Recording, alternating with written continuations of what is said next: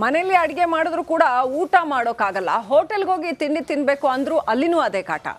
ಕಳೆದ 10 ವರ್ಷಗಳಿಂದ ಇಲ್ಲಿನ ಜನರು ನರಕ ಯಾತನೆ ಅನುಭವಿಸ್ತಾ ಇದ್ದಾರೆ. ಇಷ್ಟಕ್ಕೂ ಆ ಗ್ರಾಮಸ್ಥರಿಗೆ ತೊಂದರೆ ಕೊಡ್ತಾ ಇರೋ ಆ ಗ್ಯಾಂಗ್ ಯಾವುದು?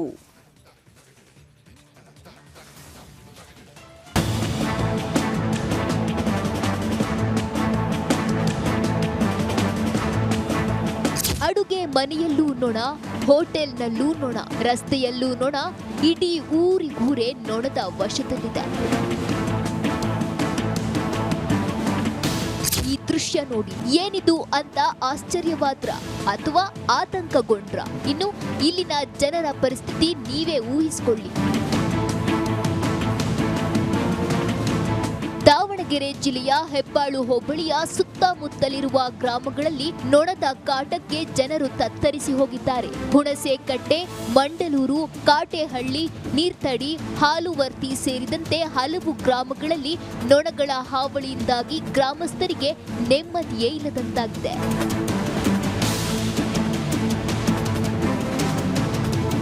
ಇದಕ್ಕೆಲ್ಲ ಕಾರಣ ಗ್ರಾಮದ ಸುತ್ತವಿರುವ ಕೋಳಿ ಫಾರಂಗಳು. ಇವುಗಳನ್ನ ಸ್ಥಳಾಂತರ ಮಾಡಿ ಎಂದ್ರೂ ಅಧಿಕಾರಿಗಳು ತಲೆ ಕೆಡಿಸಿಕೊಳ್ತಿಲ್ಲ. ನಮ್ಮ ಸಮಸ್ಯೆಗೆ ಪರಿಹಾರ ಸಿಗ್ತಿಲ್ಲ ಅಂತಿದ್ದಾರೆ ಗ್ರಾಮಸ್ಥರು. ಸುಮಾರು 2015ನೇ ಇಸ್ವಿಯಿಂದಲೂ ನಾವು ಈ ನೊಣದ ಬಗ್ಗೆ ಹೋರಾಟ ಮಾಡ್ಕೊಂಡು ಬರ್ತಿದ್ದೀವಿ.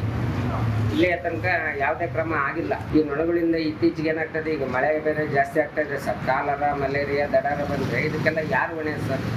ನಮ್ಗೆ ಊಟ ಮಾಡೋಕ್ಕೂ ಆಗ್ತಾಯಿಲ್ಲ, ತಿಂಡಿ ತಿನ್ನೋಕ್ಕೂ ಆಗ್ತಾಯಿಲ್ಲ.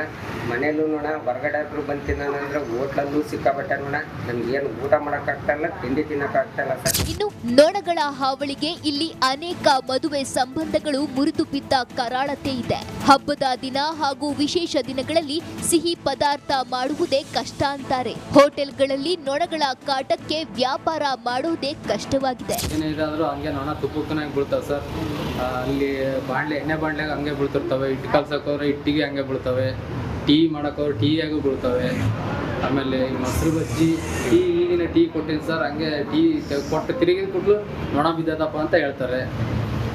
ತಿಂಡಿ ತಿನ್ನೋರೆಲ್ಲ ನಾಡ ಇದೇನಪ್ಪ ನೊಣಗಳು ಅಂತಂದು ಕೈಯೆಲ್ಲ ಹಿಂಗೆ ಹೊಡ್ಕೊಂಡು ತಿನ್ನೋ ಪರಿಸ್ಥಿತಿ ಆಗ್ಬಿಟ್ಟ ಸರ್.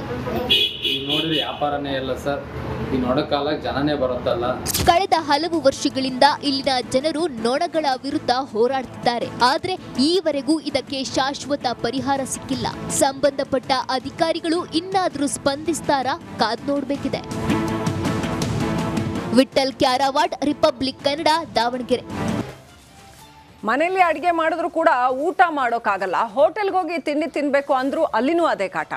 ಕಳೆದ 10 ವರ್ಷಗಳಿಂದ ಇಲ್ಲಿನ ಜನರು ನರಕ ಯಾತನೆ ಅನುಭವಿಸ್ತಾ ಇದ್ದಾರೆ. ಇಷ್ಟಕ್ಕೂ ಆ ಗ್ರಾಮಸ್ಥರಿಗೆ ತೊಂದರೆ ಕೊಡ್ತಾ ಇರೋ ಆ ಗ್ಯಾಂಗ್ ಯಾವುದು?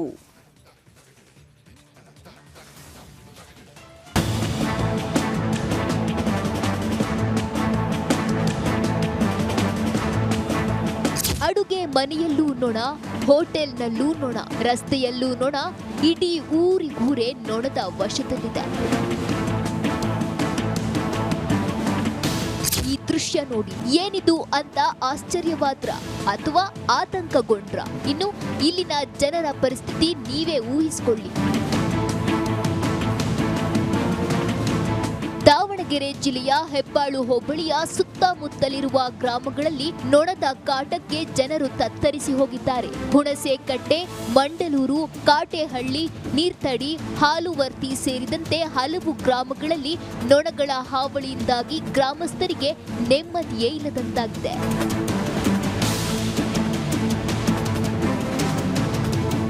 ಇದಕ್ಕೆಲ್ಲ ಕಾರಣ ಗ್ರಾಮದ ಸುತ್ತವಿರುವ ಕೋಳಿ ಫಾರಂಗಳು. ಇವುಗಳನ್ನ ಸ್ಥಳಾಂತರ ಮಾಡಿ ಎಂದ್ರೂ ಅಧಿಕಾರಿಗಳು ತಲೆ ಕೆಡಿಸಿಕೊಳ್ತಿಲ್ಲ. ನಮ್ಮ ಸಮಸ್ಯೆಗೆ ಪರಿಹಾರ ಸಿಗ್ತಿಲ್ಲ ಅಂತಿದ್ದಾರೆ ಗ್ರಾಮಸ್ಥರು. ಸುಮಾರು 2015ನೇ ಇಸ್ವಿಯಿಂದಲೂ ನಾವು ಈ ನೊಣದ ಬಗ್ಗೆ ಹೋರಾಟ ಮಾಡ್ಕೊಂಡು ಬರ್ತಿದ್ದೀವಿ.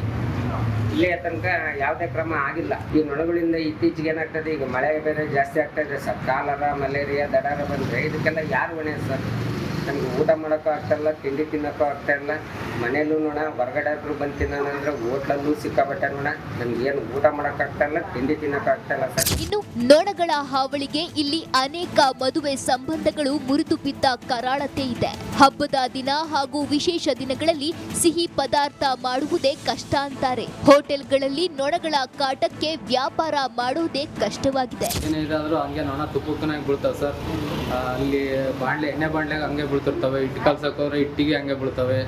ಟೀ ಮಾಡೋಕೋದ್ರೆ ಟೀಯಾಗೂ ಬೀಳ್ತವೆ. ಆಮೇಲೆ ಮೊಸರು ಬಜ್ಜಿ ಈಗಿನ ಟೀ ಕೊಟ್ಟಿದ್ದು ಸರ್, ಹಂಗೆ ಟೀ ಕೊಟ್ಟು ತಿರುಗಿದ ಕೊಟ್ಲು ನೊಣ ಬಿದ್ದದಪ್ಪ ಅಂತ ಹೇಳ್ತಾರೆ. ತಿಂಡಿ ತಿನ್ನೋರೆಲ್ಲ ನಾಡ ಇದೇನಪ್ಪ ನೊಣಗಳು ಅಂತಂದು ಕೈಯೆಲ್ಲ ಹಿಂಗೆ ಹೊಡ್ಕೊಂಡು ತಿನ್ನೋ ಪರಿಸ್ಥಿತಿ ಆಗ್ಬಿಟ್ಟ ಸರ್. ಈಗ ನೋಡಿದ್ರೆ ವ್ಯಾಪಾರನೇ ಇಲ್ಲ ಸರ್. ಈ ನೊಣ ಕಾಲಕ್ಕೆ ಜನನೇ ಬರುತ್ತಲ್ಲ. ಕಳೆದ ಹಲವು ವರ್ಷಗಳಿಂದ ಇಲ್ಲಿನ ಜನರು ನೊಣಗಳ ವಿರುದ್ಧ ಹೋರಾಡ್ತಿದ್ದಾರೆ. ಆದ್ರೆ ಈವರೆಗೂ ಇದಕ್ಕೆ ಶಾಶ್ವತ ಪರಿಹಾರ ಸಿಕ್ಕಿಲ್ಲ. ಸಂಬಂಧಪಟ್ಟ ಅಧಿಕಾರಿಗಳು ಇನ್ನಾದ್ರೂ ಸ್ಪಂದಿಸ್ತಾರಾ ಕಾದ್ ನೋಡ್ಬೇಕಿದೆ.